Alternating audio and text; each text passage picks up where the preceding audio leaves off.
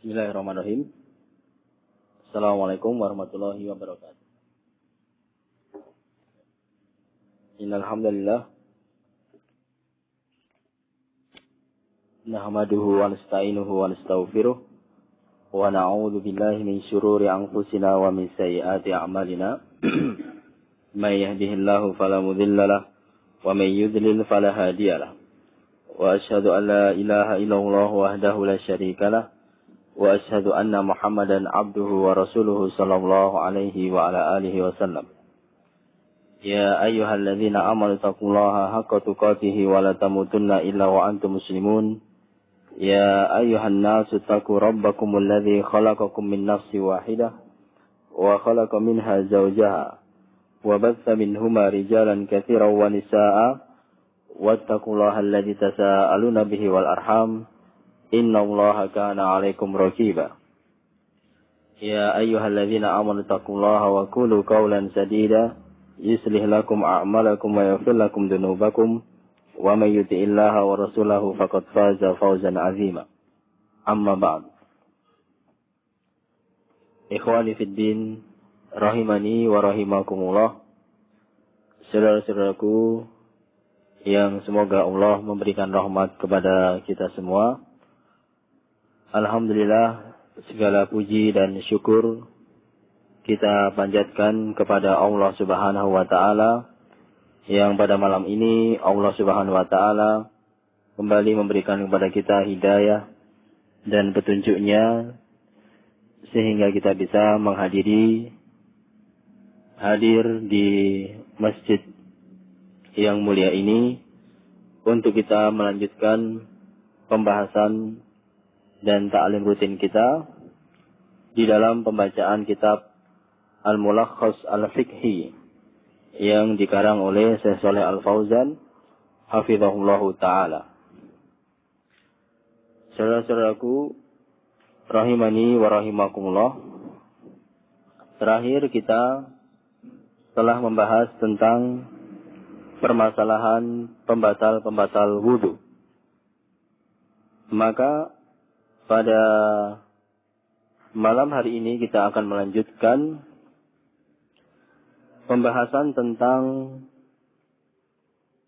hukum bagaimana seseorang itu kalau ragu-ragu dan lupa di dalam wudunya. Dia lupa apakah tadi sudah berwudu atau belum. Dia ragu-ragu apakah dia berwudu atau tidak. Nah, atau ragu-ragu dengan hadas yang ada pada dirinya. Dia ragu-ragu apakah tadi saya sudah berhadas atau tidak. Dia lupa apakah saya tadi berhadas atau tidak. Nah, bagaimana yang harus kita lakukan? Nah, marilah kita baca penjelasan dari Syekh Shalih Al-Fauzan hafizahullahu ta'ala tentang permasalahan ini. Qala al-muallifu rahimahullahu ta'ala, berkata sang penulis di sini, semoga Allah menjaga beliau hafizahullahu ta'ala, hadza, dan seperti itu tentang permasalahan pembatal wudu telah selesai kita bahas. Wa qad bakiyat mas'alatun muhimmatun tata'allaqu bihadzal mawdu', dan masih tersisa suatu permasalahan yang penting yang berkaitan dengan permasalahan ini, permasalahan pembatal wudu, yaitu wahia adalah man tayaqqana at-taharah thumma syakka fi khusuli nakidin min nawakidha mada yaf'al, yaitu jika ada orang telah yakin dia telah bersuci, ada orang yakin telah bersuci, thumma syakka, kemudian setelah dia yakin kemudian dia ragu-ragu di dalam terjadinya pembatal kesucian tadi, mada yaf'al, apa yang dia lakukan. Contohnya misalnya seperti apa? Misalnya ada orang dia yakin telah berwudu. Nah, saya misalnya bangun pagi, sholat subuh, mendengar azan, kemudian saya berwudu untuk melakukan sholat subuh. Kemudian berjalan ke masjid. Sampai di masjid, dia ragu-ragu. Apakah tadi saya kentut atau tidak?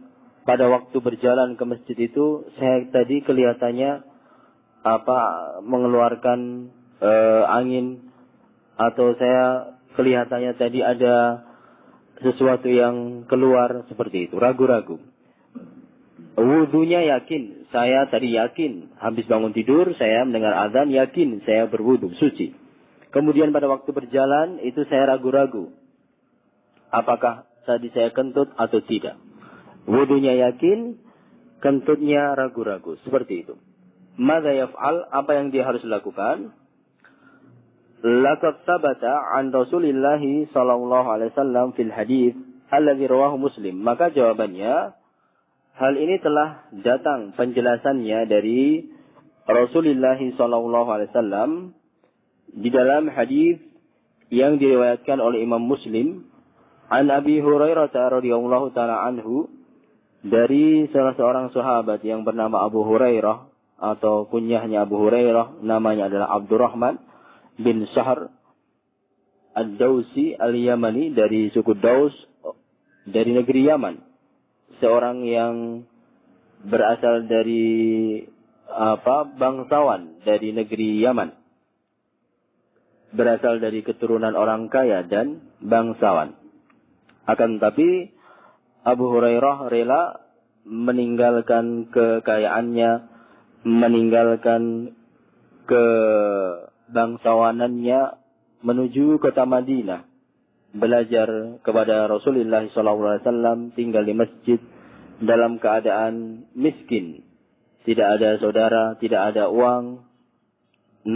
Dalam rangka untuk menuntut ilmu kepada Rasulullah SAW.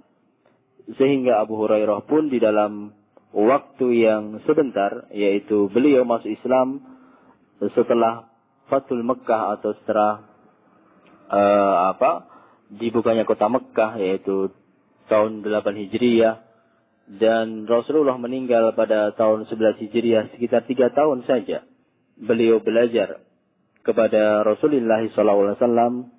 Akan tapi beliau menjadi salah seorang sahabat yang paling banyak hafalannya, dan paling banyak menghafal dan meriwayatkan hadis dari Rasulullah SAW, karena kesungguhan beliau dan keikhlasan beliau di dalam menuntut ilmu kepada Rasulullah SAW. Inilah Abu Hurairah. Beliau berkata, anna Rasulullah SAW qala, sesungguhnya Rasulullah SAW pernah bersabda, idza wajada ahadukum fi batnihi syai'an fa ashkala alaihi kharaja minhu syai'un am la fala yakhruj minal masjid hatta yasma'a sautan aw yajida rihan. Yang artinya, jika kalian itu mendapatkan sesuatu di dalam perutnya, fa'ashkala alaihi, kemudian dia ragu-ragu, atau dia itu tidak yakin, ragu-ragu kepadanya, akhraja minhu syai'un amla, apakah keluar dari perutnya tadi atau keluar dari duburnya tadi sesuatu atau tidak. Misalnya tadi saya sakit perut atau masuk angin, kemudian dia ragu-ragu, apakah tadi saya sudah keluar kentut atau tidak. Dalam keadaan dia sudah yakin berwudu, tetapi dia ragu-ragu kentutnya. Maka bagaimanakah petunjuk dari Rasulullah SAW? Beliau bersabda, "Fala yakhruj minal masjid." Maka jangan kalian keluar dari masjid, yaitu keluar dari masjid di sini maksudnya salat. Jangan membatalkan salat. Hatta yasma'a sautan, sampai dia yakin dengan mendengar suara, atau dia yakin mendapatkan bau atau mencium bau. Artinya dalam hadis ini Rasulullah SAW memberikan petunjuk kepada kita bahwa yang menjadi ukuran adalah sesuatu yang telah diyakini. Kalau dia sudah yakin berwudu sebelumnya, maka kalau dia ragu-ragu kentut atau tidak, maka dimenangkan yang yakin. Sampai dia yakin dengan kentutnya itu yakin. Kalau kentutnya itu ragu-ragu, maka keraguan ini tidak bisa mengalahkan yang yakin. Yakin itu hanya bisa dikalahkan dengan sesuatu yang yakin yang lain. Wudunya yakin, kentutnya ragu-ragu. Maka keraguan kentut ini tidak bisa mengalahkan keyakinan berwudu. Nah, kecuali dengan kalau dia sudah yakin, kentutnya itu benar-benar yakin. Keyakinan itu bisa dengan apa tandanya? Yang pertama dengan mendengar suara kentut. Atau dengan mencium bau. Nah, ini tanda saja ya, tanda sebagai keyakinan, bukan ukuran pasti. Contohnya bagaimana? Kalau ada orang misalnya tuli dan pilek misalnya, hidungnya mampet, ya kan? Ada seperti itu. Tidak bisa mendengar kentut berapa atau betapa keras suaranya karena dia tuli, tidak bisa mendengar. Kemudian lagi pilek, hidungnya mampet, sakit, betapa baunya kentut tadi juga tidak bisa mencium. Maka bagaimana orang seperti itu?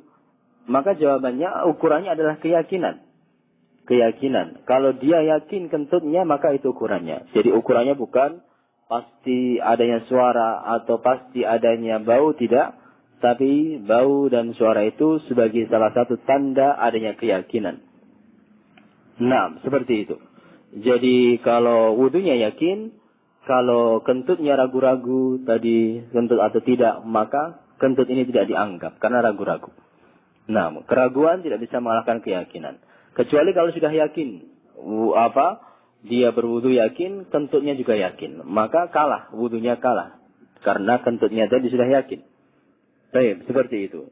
Jadi kesimpulannya tetap dia tidak keluar sholat atau tidak perlu dia mengulang wudunya lagi.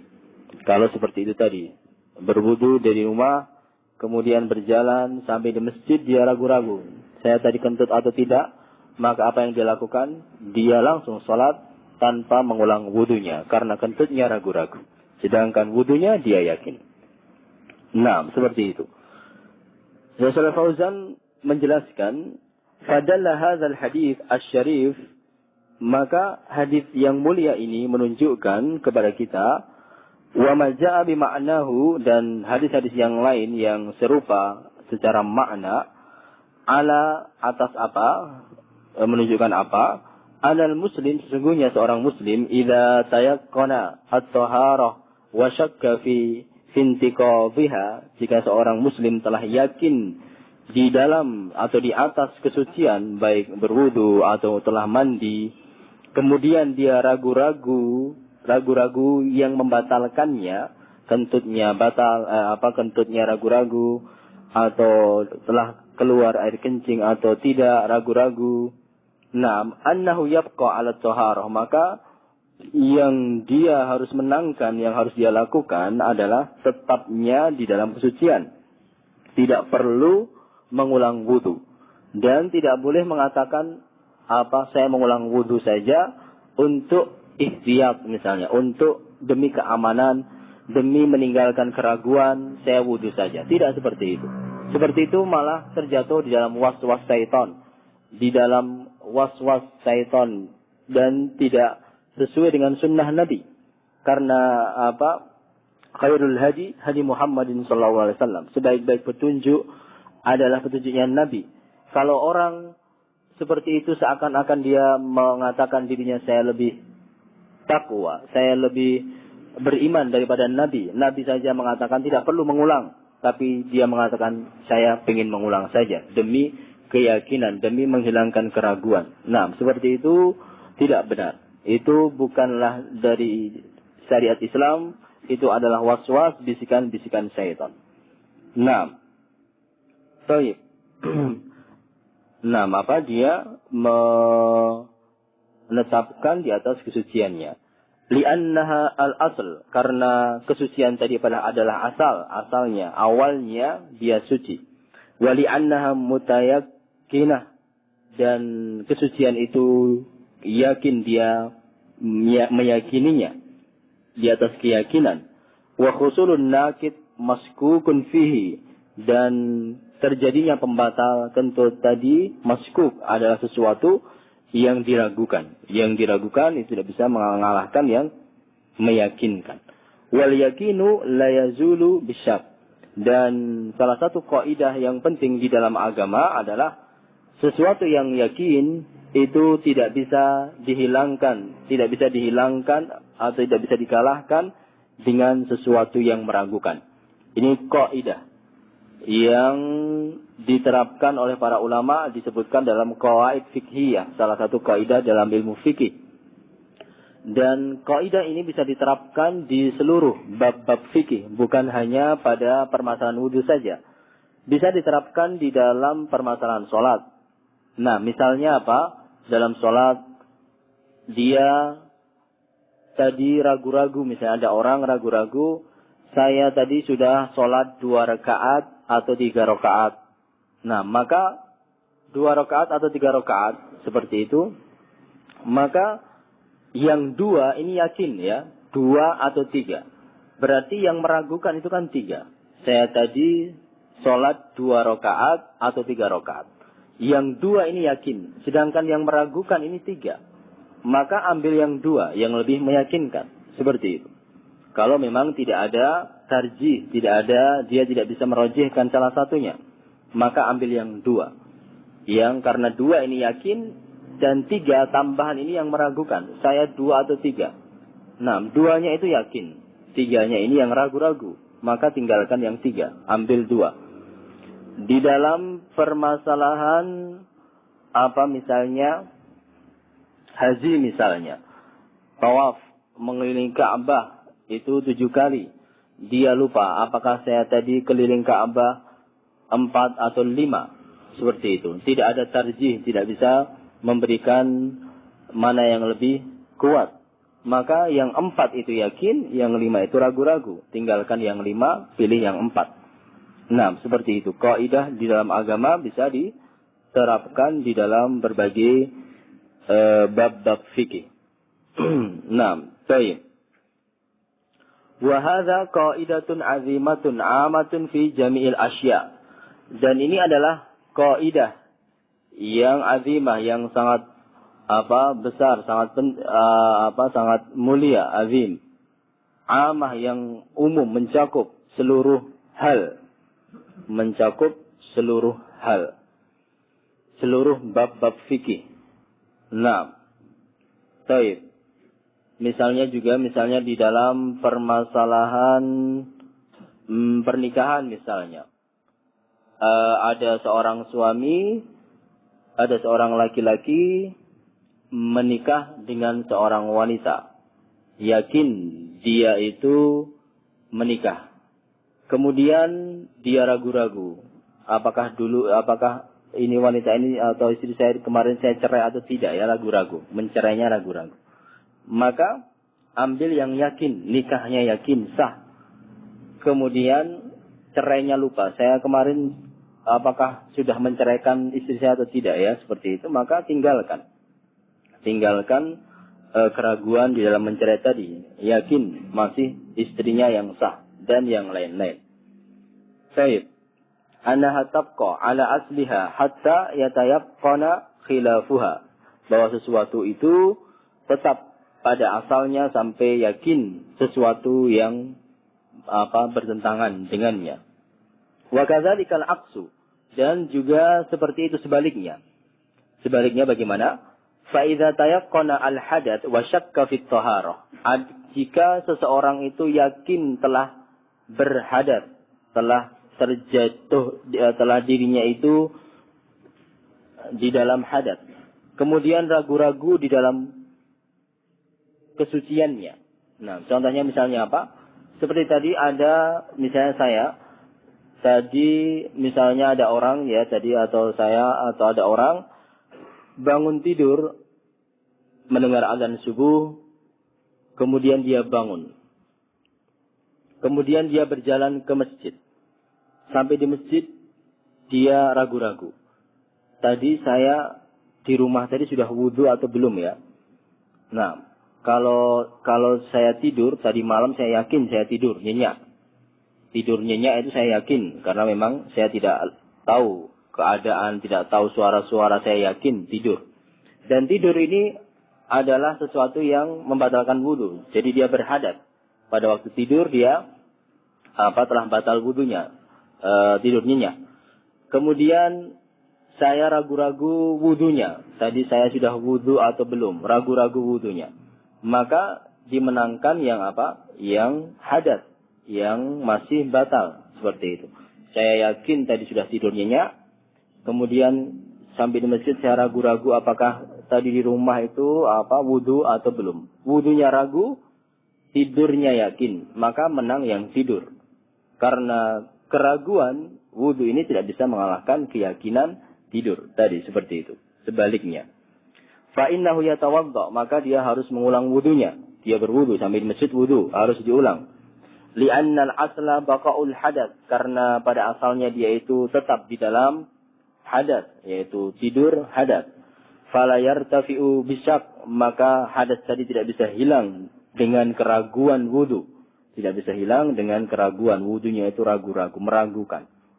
Rasulullah SAW bersabda, "Da'ma yuribuka ila ma la yuribuk." Tinggalkan sesuatu yang meragukan. Wudhunya ragu-ragu, tinggalkan. Kentutnya ragu-ragu, tinggalkan. Seperti itu.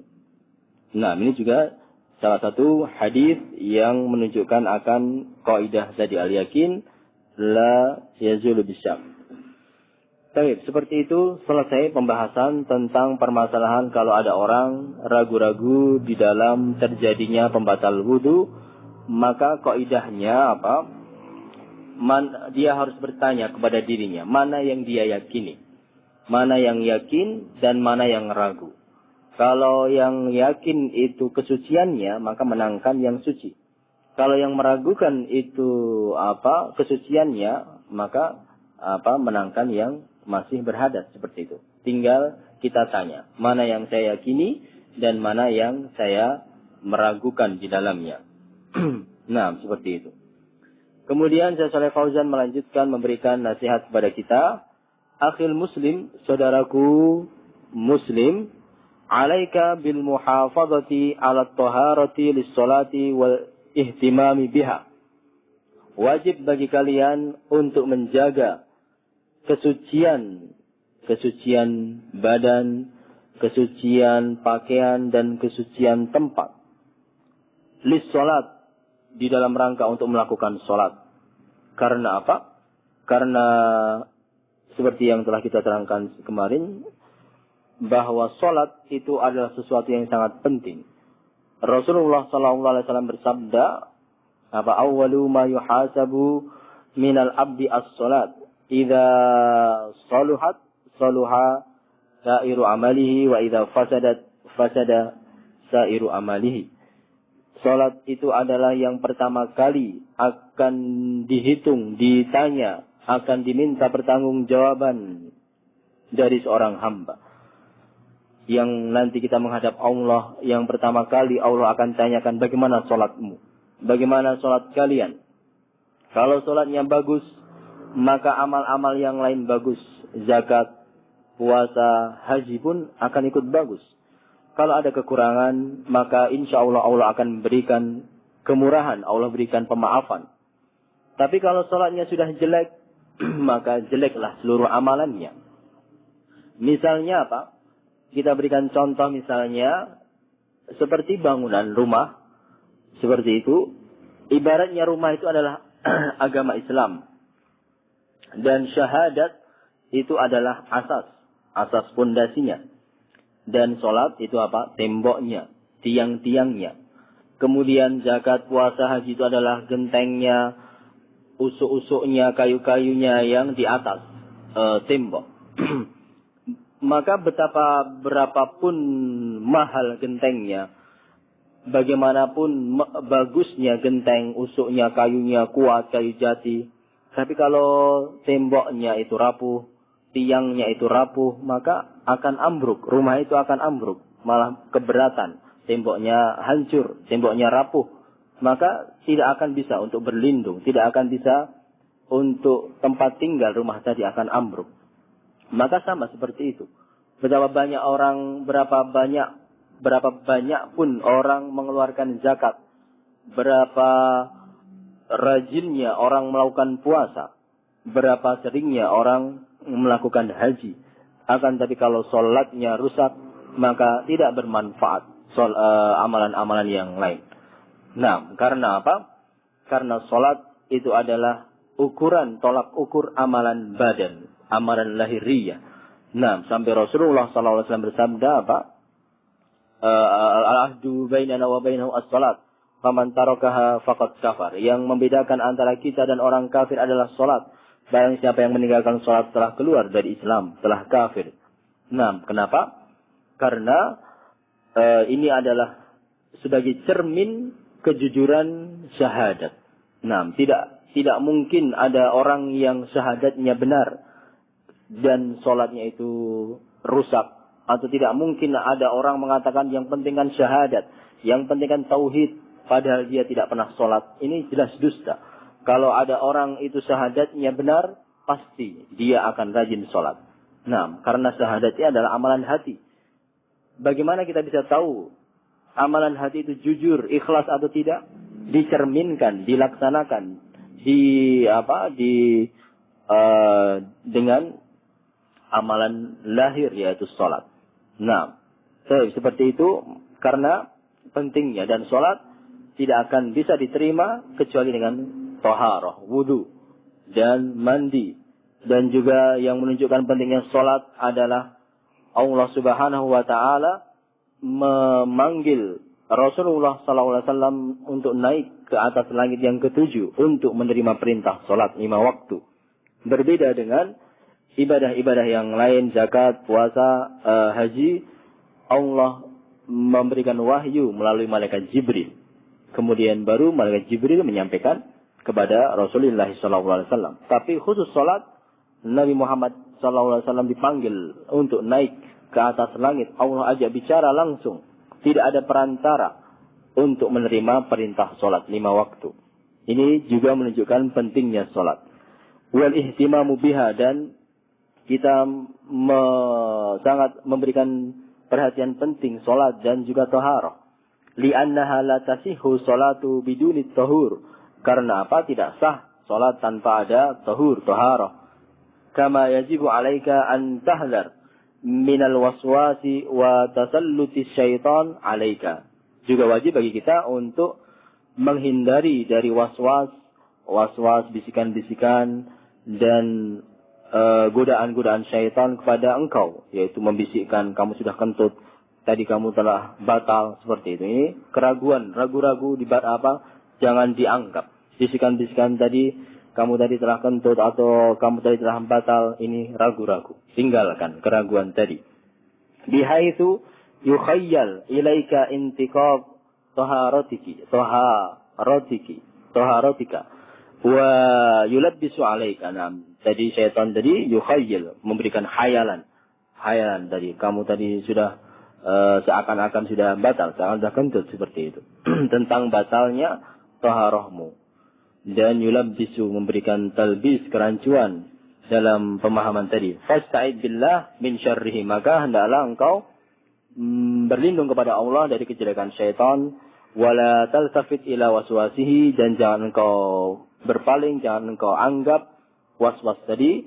Was'al ahlal ilmi amma ashkala alaika min umuri taharah, dan bertanya kalau bingung, bertanya kepada orang yang punya ilmu apa-apa yang bikin kamu ashkala, bikin bingung tadi. Bertanya bagaimana yang benar, bagaimana yang cara yang dilakukan yang benar, bagaimana, seperti itu. Baik, minta perlindungan dari Allah dan juga banyak musyawarah, bertanya kepada orang-orang yang punya ilmu.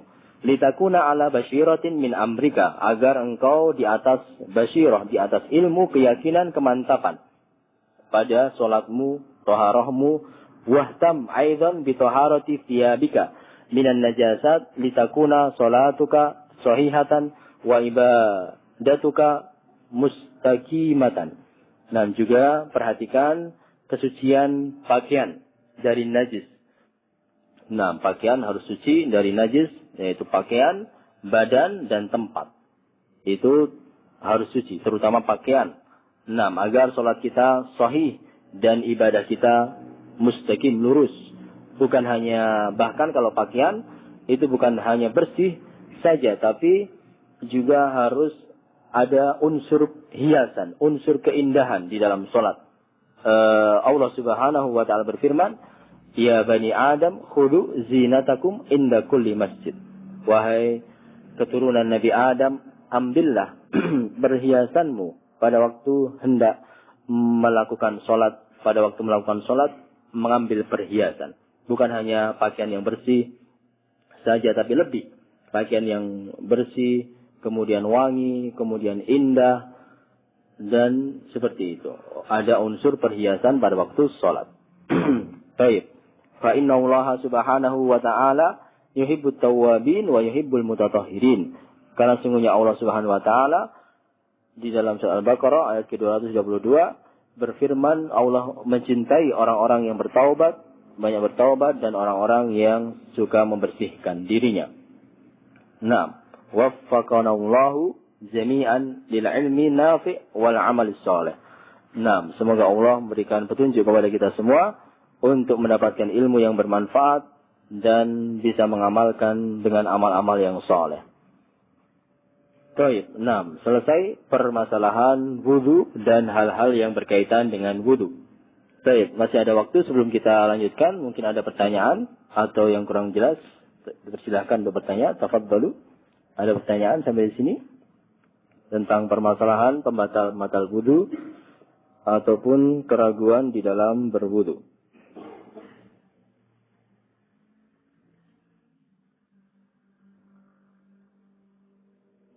Tidak ada? Ya, betul.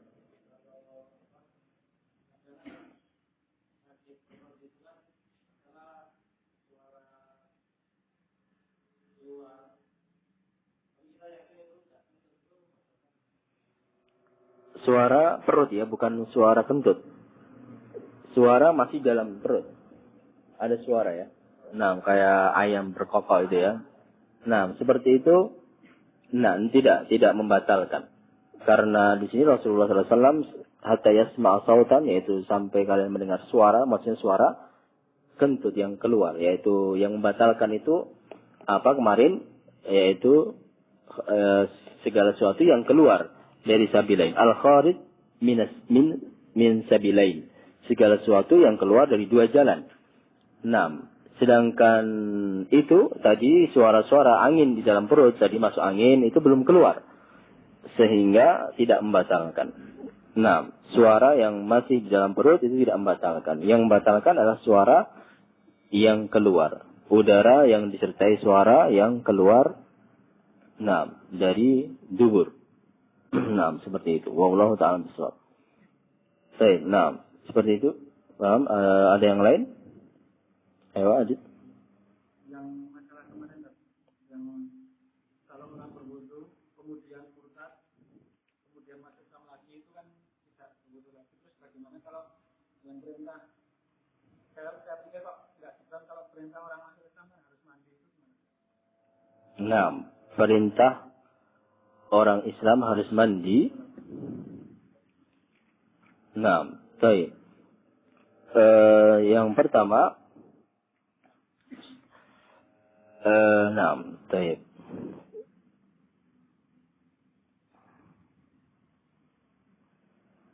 Ada dalam beberapa hadis, yaitu bahwa Rasulullah SAW memerintahkan orang masuk Islam untuk mandi. Baik. Kemudian dan dia tidak batal wudunya ya, seperti itu. Nah. Islamul kafir.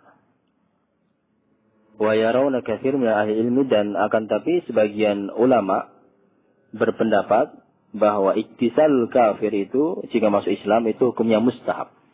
Jadi jawaban yang mungkin sekarang bisa saya sampaikan, mungkin nanti bisa tidak lagi, bahwa hukum mandi orang kafir masuk Islam itu tidak wajib hukumnya. Tidak wajib ya. Tetapi hukumnya mustahab menurut pendapat yang lebih kuat. Nah, karena apa? Di sini juga Syekh Fauzan nanti akan membahas bahwa apa? Li'annahu lam yunkar 'an Nabi sallallahu alaihi wasallam annahu kana ya'mur bihi kullaman aslam. Karena Rasulullah itu tidak memerintahkan mandi terhadap setiap orang yang masuk Islam. Nah, jadi hanya beberapa orang saja. Artinya orang yang masuk Islam pada waktu itu banyak. Banyak orang musyrik masuk Islam, banyak.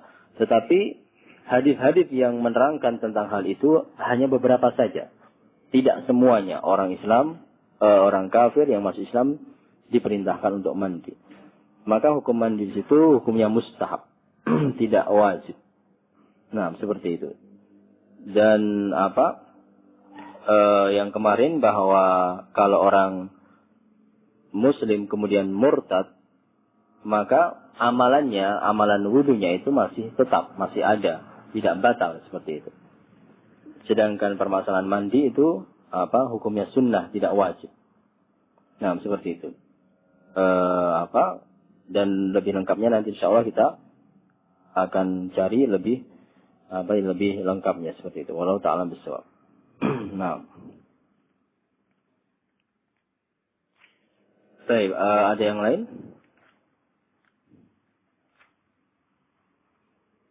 Baik, kita lanjutkan ya. Kita lanjutkan bab selanjutnya. Apa masih ya?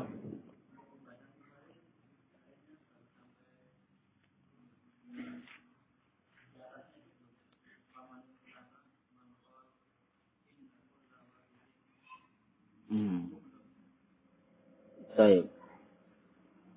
Nah, yang kemarin tentang paragraf yang minal ulama man qala inna kulla wahid min hadhil asya' yanqudul wudu. Ada sebagian ulama yang berpendapat bahwa semua hal di atas, yaitu menyentuh kemaluan atau menyentuh wanita dengan syahwat atau memandikan mayit atau riddah keluar dari Islam, itu semuanya membatalkan wudu. Nah, dan sebagian yang lain man qala la yanqud, tidak membatalkan, wal mas'alah mahallun nazar wal ijtihad. Dan permasalahan itu adalah permasalahan yang memang ada perbedaan pendapat dan permasalahan yang terkandung ijtihad. Artinya bagi yang benar mendapatkan 2 pahala, yang salah mendapatkan 1 pahala. Nah, artinya memang ada perbedaan. Kita hendaklah memilih salah satu yang lebih kuat. Kalaupun salah, insyaallah tidak berdosa, mendapatkan 1 pahala.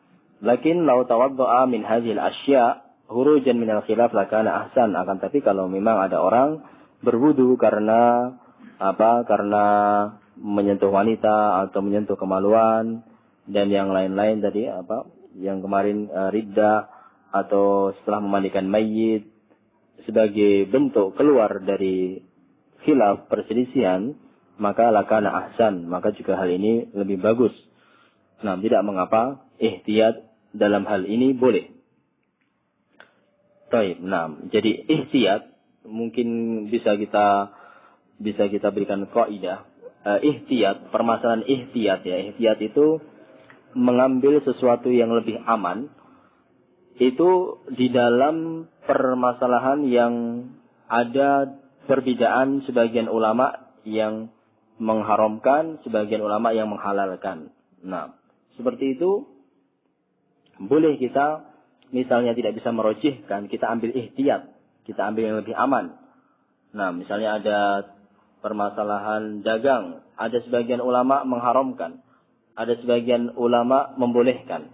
Saya bingung mana yang paling benar, semuanya punya dalil yang kuat, maka saya ihtiyat saja. Saya ingin yang lebih aman, saya tinggalkan jual beli itu. Boleh. Karena memang ada dalil yang mengharamkan. Karena memang ada ulama yang berpendapat mengharamkan. Maka saya lebih aman. Lebih tepatnya saya aman, saya tinggalkan. Seperti itu. Ini ihtiyat. Ihtiyat dalam keadaan ada sebagian ulama yang membolehkan, ada sebagian ulama yang mengharamkan. Tapi tidak boleh orang melakukan ihtiyat di dalam hal-hal yang seperti tadi dalam permasalahan ragu-ragu dalam berwudu. Kalau ada orang ragu-ragu dalam berwudu, mana yang dia pakai, maka seluruh ulama mengatakan ambil yang yakin. Nah, tidak ada ulama yang mengatakan ambil yang meragukan, seperti tidak ada. Maka tidak boleh kita mengatakan saya ihtiyat ambil yang meragukan seperti itu, karena kita tidak ada dalil, tidak ada ulama yang mengatakan seperti itu. Kita ihtiyat hanya berdasarkan pendapat kita sendiri saja, jadi tidak boleh. Nah, sedangkan kalau ihtiyat karena memang ada perbedaan seperti itu tidak mengapa. Dalam permasalahan ihtiyat ya. Nah, baik. Oke, kita lanjutkan. Babun fi ahkamil husli. Bab yang berkaitan dengan hukum-hukum mandi. Hukum wudu telah selesai. Kita sekarang masuk hukum-hukum mandi. Nah, arafta mimma sabaqa ahkam at-taharati minal hadas al-asghar wa nawaqidhaha.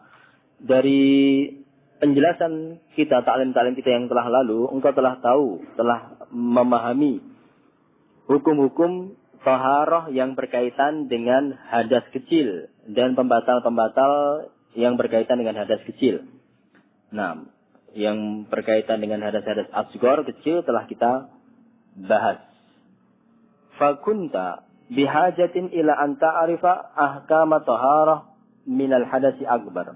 Maka setelah itu engkau, kita semuanya akan merasa terdorong, merasa membutuhkan untuk mengetahui hukum-hukum kesucian yang berkaitan dengan hadas besar.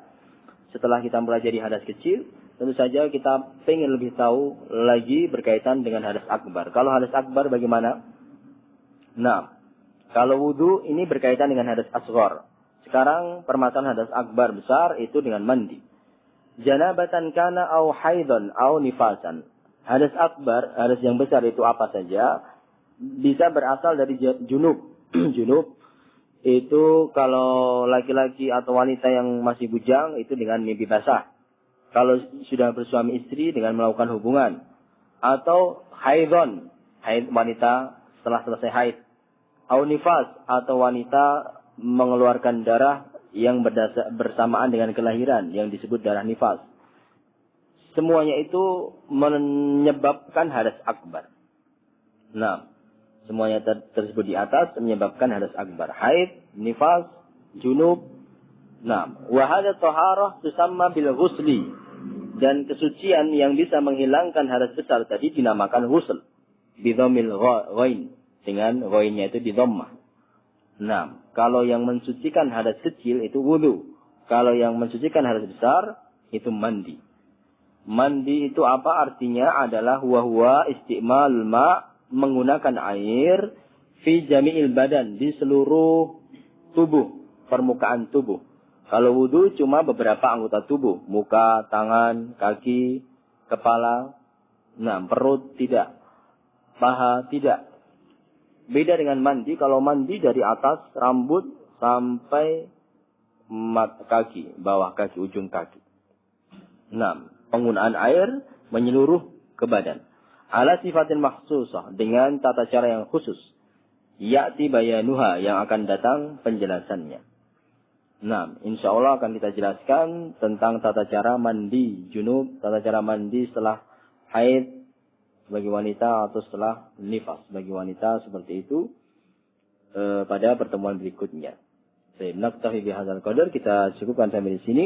Subhanakallahumma bihamdik, asyhadu an la ilaha illa anta, astaghfiruka wa atubu ilaik, wa akhiru da'wana alhamdulillahi rabbil alamin. Assalamualaikum warahmatullahi wabarakatuh.